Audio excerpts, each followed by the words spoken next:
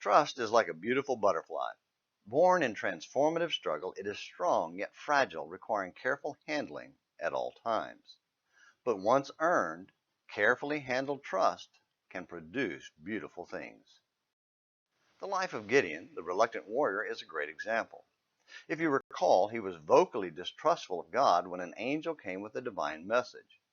But after confirmation by miracle, burning of the sacrifice without a match or wood, Gideon trusted God enough to break down the village idol. Then, to nurture that nascent trust, God protected Gideon from the wrath of his village. This growing trust was needed because God had even greater risks planned for Gideon that would require much greater trust. As we discussed yesterday, God tolerated Gideon's fleece tests that were created to confirm God as the source of his instruction to raise an army to fight the oppressing Midianites and Amalekites. When God answered him as requested, Gideon was convinced that the instruction was from God and took charge of the gathered army to go fight as ordered, Judges 7, verse 1.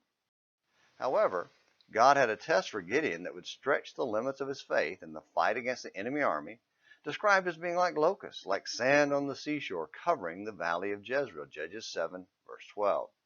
God's test for Gideon started with reducing the number of men to lead into battle because there were too many soldiers with Gideon, Judges 7, verse 2.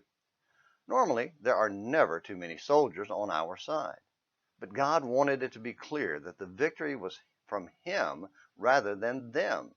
So he used two tests to reduce the army.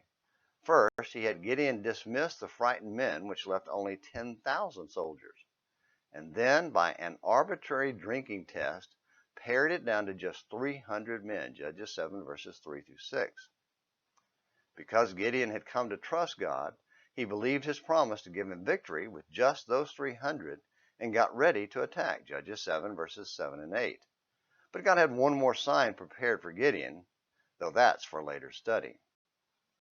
For now, let's remember, trust is like a beautiful butterfly.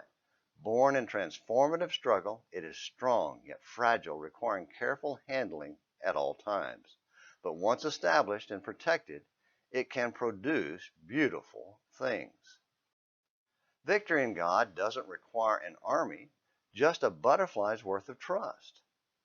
Do you have that kind of trust in God? If not, let me know why so we can work together to nurture it. You can do great things with God, and I will be happy to help you. Until tomorrow, this is James McClenny hoping you have a great day.